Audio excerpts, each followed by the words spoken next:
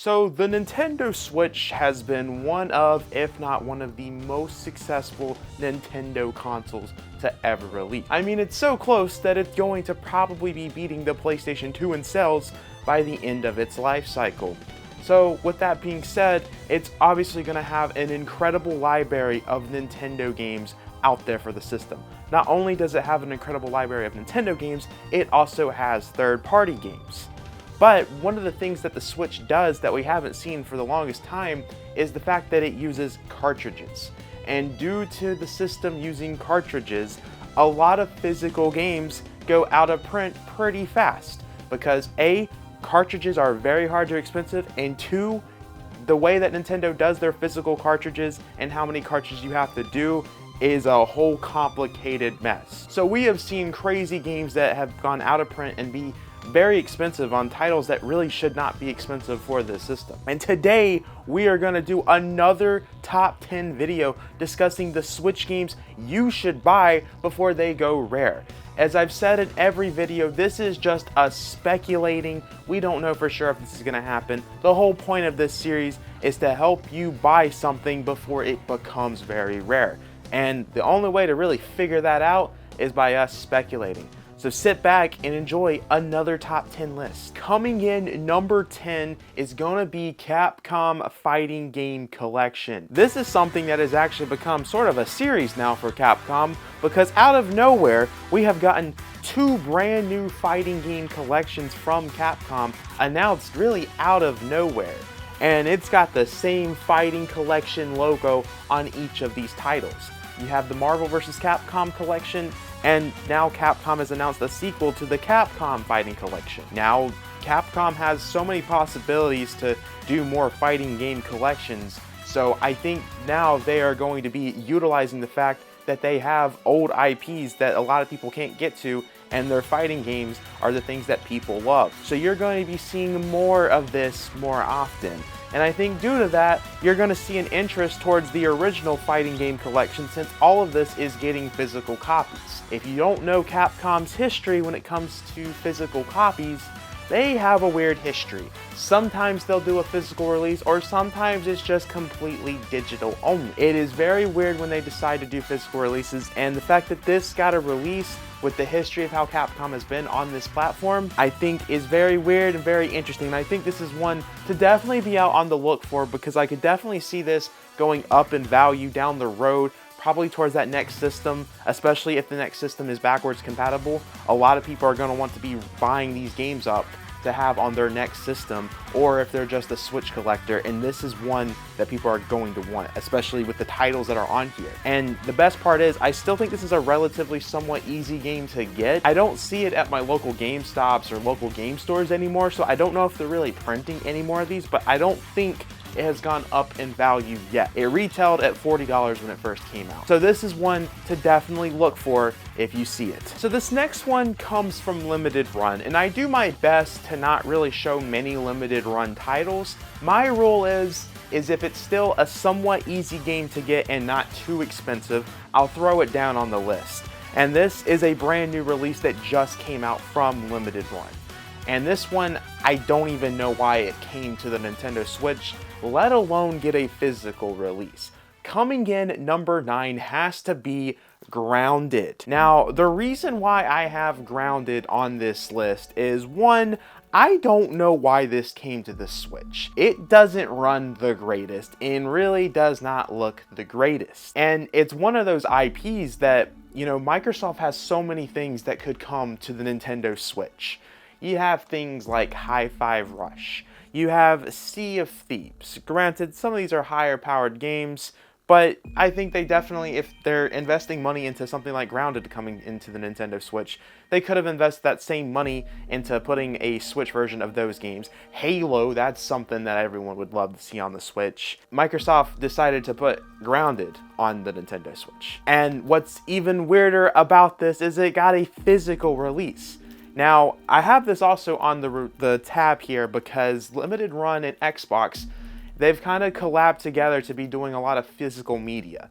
And due to that, it sounds like Xbox is pretty much done with physical copies. So Limited Run has done 2 releases when it comes to Xbox for the Nintendo Switch and actually for the Xbox itself. One of those releases is Grounded. And I feel like the obscurity of this, the fact that it's an Xbox title, the fact that Limited Run is doing it, so many factors into this is why I think Grounded is going to be one of those titles that people are going to buy up, and it probably would be very hard to find down the road, or at least bit expensive. And I don't want this game to get expensive for you guys watching the video until, of course, you get it for yourselves. The obscurity of this is what's going to have it be hard and an expensive game to find, in my opinion. And I think game collectors are going to want to own these things with the fact that it has Xbox Game Studios with a Nintendo Switch game and it being Limited Run. Like I said, there's so many crossover factors into these releases that I think adds to the potential of people really going to buy this up and it be very hard to find, very expensive, because the Switch, it's such a crazy system with how they do things. This next one is one that could possibly be rare in the future. I'm kind of just throwing my hat in on this one. And like I said, this is us speculating. So I don't want people in the comments being like, Bex, why are you putting this game in the list? It is so obviously not going to. Just hear me out when I say what I'm about to say. Coming in number 8 is Bubsy Paws of Fire. Paws on Fire, my bad. Now, I know what you guys are thinking. Bubsy. From what I was talking to with a lot of people, they didn't even realize that this Bubsy game had a physical release. And somehow my release is a limited edition one of it. I think either of these editions of Bubsy is going to be rare at some point. And the reason why I say that is I believe they are trying to make a Bubsy comeback happen within the next year. Now, if y'all don't know, Limited Run has their own engine called the Carbine engine. And at the end of their big Limited Run annual presentation, they announced that they are bringing back the original Bubsy games. And I'm pretty sure they said it's being done through the Carbine engine, which the Carbine engine, it's a quite incredible achievement what that engine has done. Definitely look into it if you guys have not already. But with that being said, I think people are going to want to try to get this right here, because if Limited Run is super serious about Bubsy for some reason, the system could end up having all the Bubsy games on the system, physically too, on top of that. So I think people are going to want to try to pick up Paws on Fire. And on top of that, people don't even seem to realize that this got a physical release. When I talk to people in like my Discord server or just people outside of the community that just likes to collect games for the Switch, they don't really know much about this. At the end of the day, I think this is something y'all should definitely be on the lookout for. And if it's something that y'all can get for cheap, definitely get it in your collection. Coming in number 7 is another one that I'm kind of reaching for, but please just hear me out once again when I talk about this. Coming in number 7 is Life is Strange True Color. Now, I believe in the very first part of this series, I brought up the fact that the remastered collection of Life is Strange had a physical release for the Nintendo Switch. And that was the only platform that had a physical release for that brand new remastered collection. A few months later, you ended up getting Life is Strange True Colors physically released for the platform. Now, I might be a little bit wrong with what I'm about to say, but I believe the game digitally came out first, then months later, the physical release of True Colors dropped. There's a few things to consider with that. Obviously, with that being said, this game came out late before all the other platforms did. It was supposed to come out day one with all platforms, but it did not happen. And due to that, I think the interest for the Switch version dropped pretty fast, because obviously if you own these platforms that it's on, you're going to play it on the other platform day one rather than the Switch. That way you don't get spoiled, and if you're looking forward to this game, you know, that's going to be something you're going to want to have and play. A lot of retail stores drop this game pretty fast.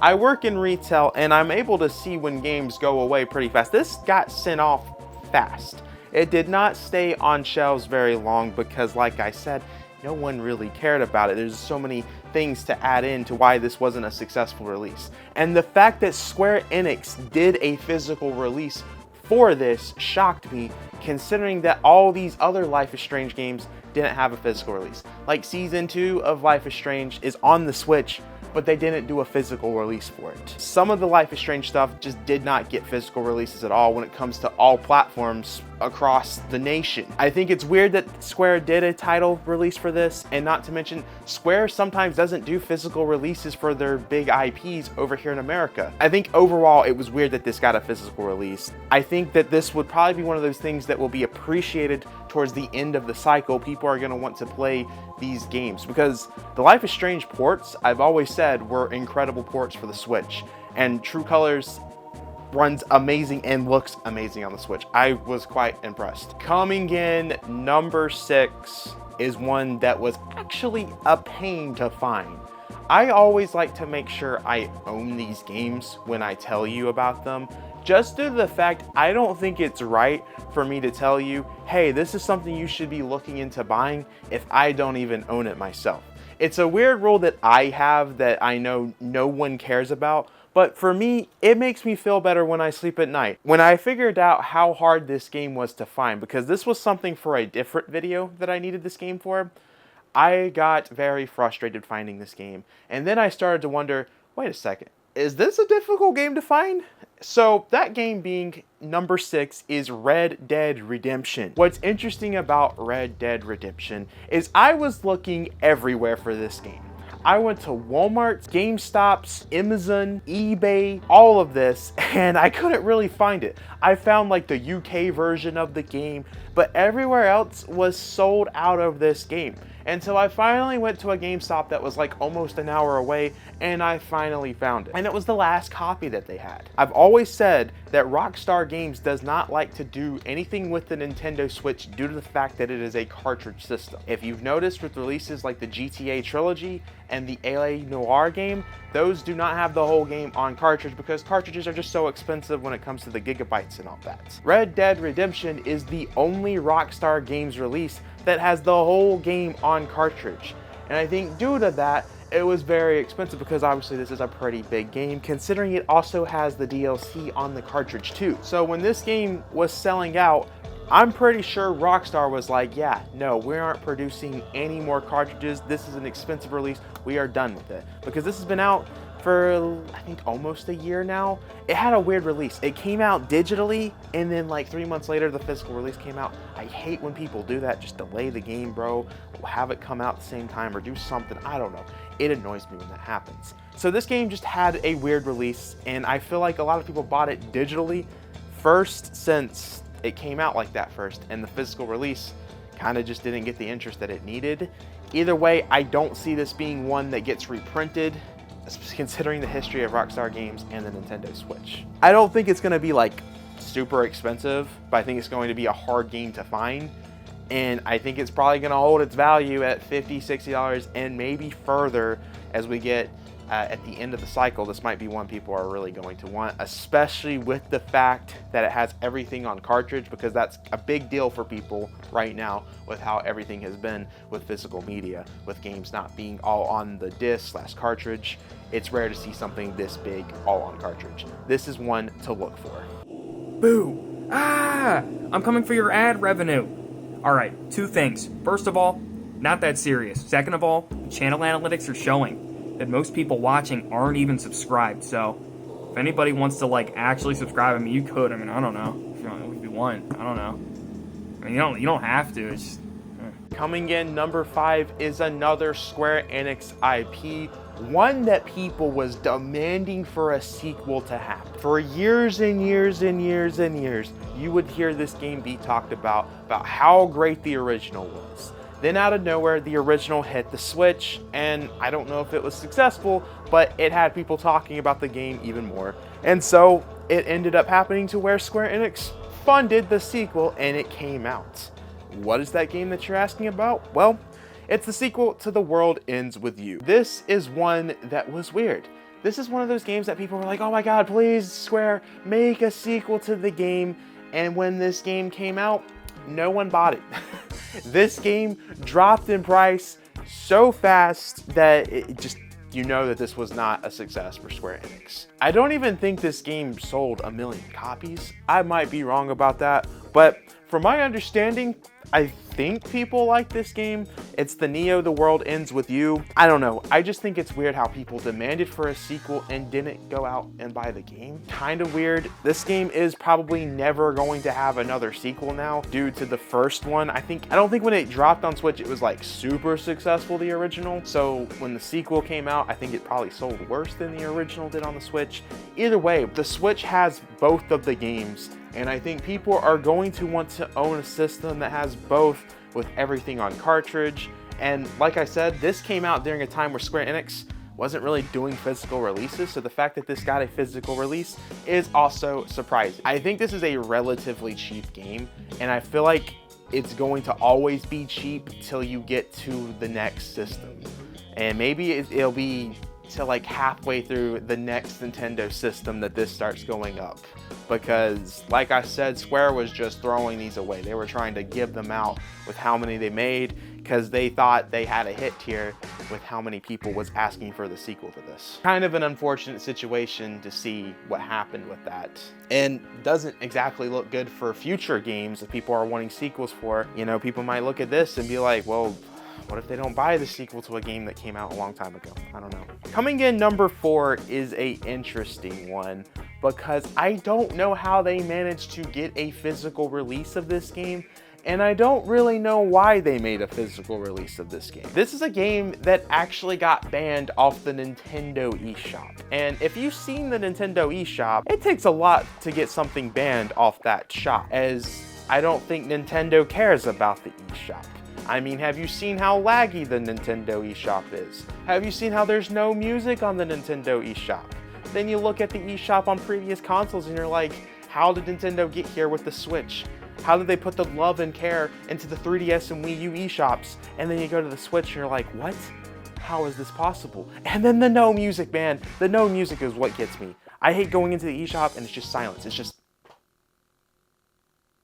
that right there, just complete silence. Imagine going through the eShop and you just hear. Coming in number 4 is the Suicide Guy Collection. Now, this game is not great. I'm just gonna be completely honest with you. Don't invest in this game if you're wanting to play it, because the game is not very great. The game is basically you getting a game over in each level of, you know, the fastest way to get a game over. Use your mind on how to do that, because, well, I think by the title you have an idea of what this game is, and the way that I'm talking about it, you might have an idea. Use your mind on it. I don't think I can really say it because YouTube will take down this video, but I don't know how they managed to get this back on the eShop. I mean, I guess the theme of it is what Nintendo didn't like, but they didn't change anything. I mean, that's the point of the whole game. So I don't know how it got added back, and the game it's just not a great game. And somehow it got a physical release. So I feel like it's possible you could see this game get taken down again if it already got taken down once. And I think this game got taken down on other platforms than just Nintendo, so I might be wrong. It's just so weird to me that this got a physical release. The obscurity of this game is probably what's gonna have people really wanting this release, and the history surrounding this release is what will make people want this game. And the fact that it has a physical release is gonna be why people want this game. Coming in number 3 is a relatively newer release, and this is a release that I am kind of surprised because I wasn't sure. I thought Nintendo was really trying to make this be a big IP, but considering what I'm seeing when it came to the physical release, I don't think they really care as much about this release. That game being Elmo, I don't know, I'm still trying to figure it out myself, but The Smiling Man is number 3 on the list. First of all, this was a great game. I had some issues with its gameplay mechanics and how it had some things where I was like, wow, that's a great mechanic. Why didn't they utilize that more? But that's not the point of this video. I did a review on the game. No one watched it, but you know, if you want to watch it, I'd greatly appreciate it. Either way, this game is at number 3 because everyone in my Discord server was talking about how it was difficult to find this game. Not to mention, I had someone that had a pre-order for this game and it didn't come in until just now this week. And the moment that I'm filming this video, it has almost been a full month since this game has come out.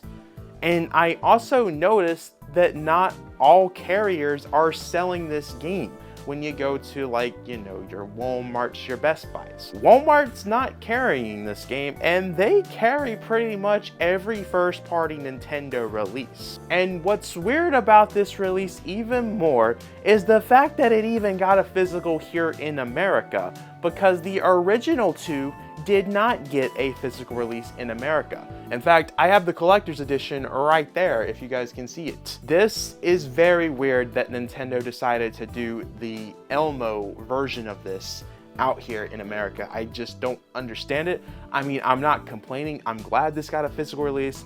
It's a very dark game. You will be very surprised with this game. But if you can still find this, definitely go out there. I've noticed that Best Buys have sold out of this game too. When I went to Best Buy, this game flew off the shelf. GameStop's seems like they only got really stuff for pre-orders when it came to this game. This is a very interesting release, and I think Nintendo might be trying to do more with this series. I don't know.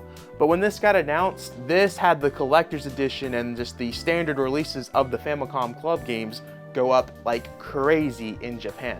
This was a relatively cheap thing to buy in Japan. Now, it is not cheap at all. So I just think overall, it's very weird. And with the next Nintendo system, there might be more of these games. So be on the lookout for this one. Coming in, number 2 is Ultra Street Fighter 2. The Final Challengers Ultimate Edition or something like that. I don't know, there's so many different versions of Street Fighter 2 out there that I don't know if this is the most up-to-date version of it. This is what's interesting about this particular version.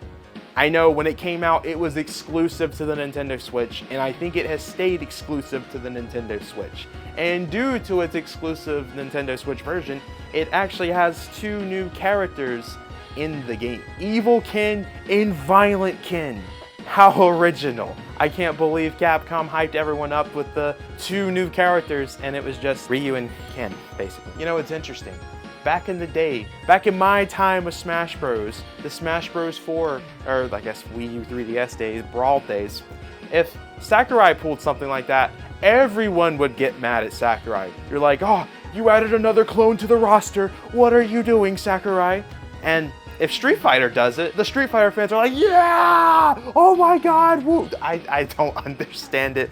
It is so weird seeing how people saw, or gave Capcom the pass here. Either way, it was weird that this came out for the Switch because, I'm not going to say no one asked for it, because Street Fighter 2 is such an iconic fighting game. It was just very unexpected, and this game actually came out in the first, I want to say, 2 months of the Nintendo Switch lifecycle. So this came out in the first year of the Switch.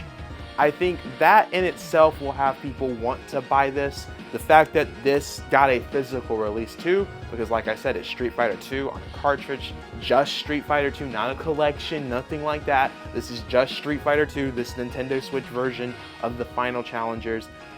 There's so many things that can make this be a very expensive Switch game and a very hard game to find down the road. I think people are going to be buying these things up as we get closer to the end of the cycle. In fact, it might be already a little bit more difficult to find right now. I'm not sure if I quite remember what it's going for right now. I remember when it retailed, it was $40 to pick up Street Fighter 2. I think the obscurity, what it is, Street Fighter 2, an exclusive Switch version, got a physical release. So many things that are going to add on to this being a thing that people are really going to want to have. I mean, it came out so early in the Switch lifecycle, it doesn't even have the Capcom logo on the physical copy. Because if y'all know anything about Switch releases, the third-party company or Nintendo, whoever made it, is right there. It's so early that they didn't even care about doing that. Coming in number 1 is one of the strangest Nintendo releases out there. And I'm so glad that Nintendo released this because of what it was, but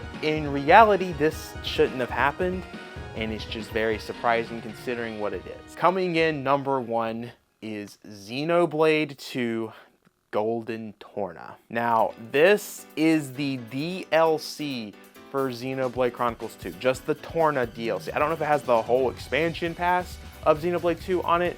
I just know the cartridge is just specifically torn up. Now what makes this interesting is this is the only Nintendo release that has had the DLC released like that. Now hold up, I know people are gonna be like, Pokemon, Mario Kart, what do you mean? No, not exactly. With Mario Kart, you had the game and it wasn't like a separate thing.